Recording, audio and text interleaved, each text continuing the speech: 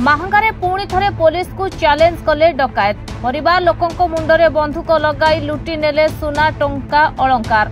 कटक जिला महांगा थाना गुणुपुर ग्रामर शनि मंदिर पाखरे घर करी रहुथिबा अरक्षित नाथक घरे 4 जन डकायत घरर मुख्य फाटक ग्रिल को गैस कटोरे काटिबा परे कबाट भांगी घरे पशिथिले।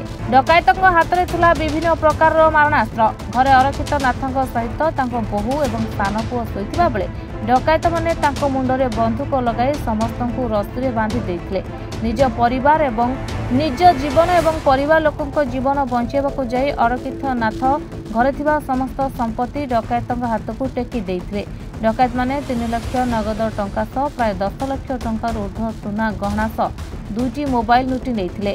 एहा परे घटनास्थल रे महांगा पुलिस पहुंची तदंत आरंभ करथिबा बेले घर पाखरु डकायत माने 2टी मोबाइल फोन को फोपाड़ी देइथिले। पुलिस ए 2टी मोबाइल को जब्त करिछि। डकायत मानकु तुरंत गिरफ कराइछ बोली पुलिस कहिछि। हम कबाट भांगी हम मुंडरे बंधुक देखै हम घर टंका पैसा सुना रूपा लुट नै 3 लाख रो उधा नगद टंका आगे सुना रूपा मुदी चेन मंगलसूत्र सुना रूपा ए किछ नै जंदी से तो अनुमान करबे नै।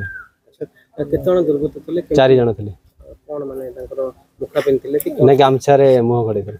आपण किछ कोन कथा वार्ता होथिले कि केंति कोन आपण कले किछ से विषय ना सेंति किछ हेगत अपन पुलिस तदंत आरंभ आगे कोन पुलिस की अपन पुलिस कोन आपण तदंत रे से फोन ट्रैक करी मिलला तापर से तदंत आगु जा रखछन ग्राम गुणुपुर नाई गतकाली विलंबित राति प्राय 2टा समय आम ग्रामर अरक्षित नाथ जे कि नई पाखे नालबंध पाखे घर राति 2टारे 4 जन दुर्बृत्त पशि घरे विभिन्न प्रकार मारणास्त्र देखई यथा बंधुक भुजाली इत्यादि देखई घरे 3 जन थे भयभीत कर बोहू समस्त गहना एवं से घरे रखि 3 लाख टंका एवं समस्त सुना अलंकार लुटि नहीं।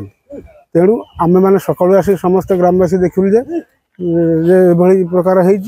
तेणु आम अंचलवासी तरफ दाबी करुचु जे ए घटना आम अंचल प्रथम थर घटी। पुलिस प्रशासन पाखे आम ग्रामवासी तरफ दृढ़ दाबी रोचे जे कि दुर्बृत्त मानक धरी कठोर भाव दंडित करा जाऊ जहाँफल आगामी भविष्य में एभली कर्म कहीं करने साहस करेंगे ना। अन्यपटे महांगार गत किछि दिन भितर बहुत संख्यार लुट राजधानी चोरी और डकायत भली संगीन अपराध घटुले महांगा पुलिस सेमानकु धरिबारे अधिकांश स्थल में विफल होइछि। Salepur Joshani Singh report reporter today.